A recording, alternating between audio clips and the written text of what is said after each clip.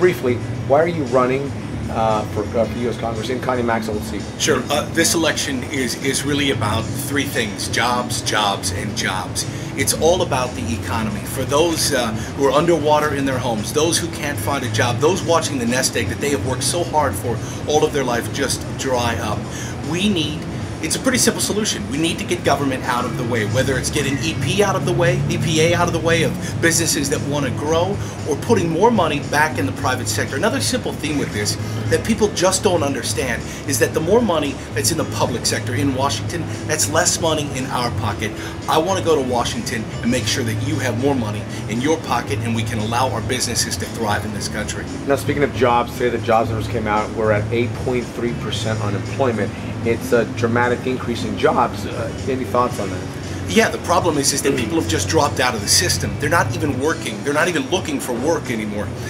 Here's the problem. Right now, the Obama administration is incentivizing poverty. They don't want people to go out and find jobs. They want to buy votes with what they're doing. But here's an area, though, where unfortunately, I think that both Democrats and Republicans have failed us. We incentivize poverty. We don't allow for upward mobility. People that want to work hard in this country used to be able to work hard and make it up the ladder. You know, if you'd made bad choices, you'd fall down that ladder. Where Republicans and Democrats have failed us is that not only are Democrats incentivizing poverty so no one moves up, but every time some corporation or industry makes a bad decision, we bail them out. So there's no downward mobility either. We've got to stop that in this country. Now, a big issue that's going to be coming up this summer is the illegal immigration issue. Obviously, I'm assuming that you're pro-legal immigration, like Senator Marco Rubio. I know he's a good friend of yours. But where are you as far as the issue as far as how we send them back? A lot of pushback on how we're supposed to deal with the illegal immigrants that are already here. Speaker Gingrich is proposing a form of amnesty. What are your thoughts? Yeah, first of all, the states need to be allowed to enforce the so-called Arizona-style immigration law. We have to allow it. Why? Because the federal government isn't doing their job. So you're supportive of that in Florida? I am supportive, undoubtedly supportive, of an Arizona-style immigration law here in the state of Florida. The hypocrisy coming out of the Obama administration right now is that they are suing the state of Arizona and anyone else that wants to do their job for them by enforcing immigration law, yet they allow sanctuary cities to go free, no problem whatsoever.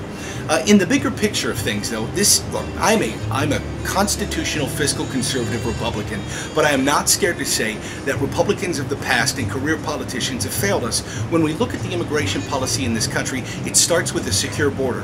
Here we are more than 10 years after 9/11, and we still have a porous border of people crossing in and out as they please. It's got to stop.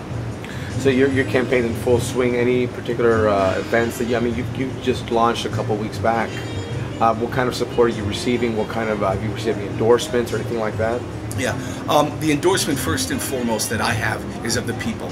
You know, and I have no qualms about not having the kind of institutional Republicans, the good old boy network, come out and say whose turn it is next, because I just don't buy into that. Why? Well, it's the same old good old boy network that told Marco Rubio, sorry kid, now's not your time. I refuse to accept that. What we're finding tremendous success in is already an early kind of way to gauge it is, of course, with financial support. Yes, we do have big dollar donors, but you know what? I just had a guy the other day who walked up to me and gave me a check for $10. That guy's out of a job. And we have all sorts of those kind of $5, $10, $15, $20 donations coming in because our candidacy is the candidacy that is of the people. Now, you just resigned from your position as radio show host. Now, you're very popular in the Southwest Florida area. You think that's going to boost your chance or help you in winning the Republican primary?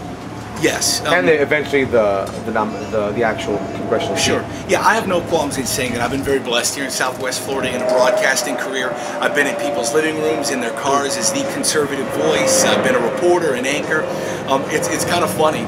Some people have been like, what, the radio DJ's running for this position? As if I'm going to go on the House floor and be like, it's a balmy 97 degrees here in downtown D.C., Speaker Boehner. I yield my time to you here. No, I also have business experience. I've bought, sold, and owned businesses. And with that background, with a name ID and being involved in this community, not only in broadcasting, not only in business, and also starting up my own nonprofit to help injured veterans coming back to this country, I think that we've got one heck of a shot to win this race.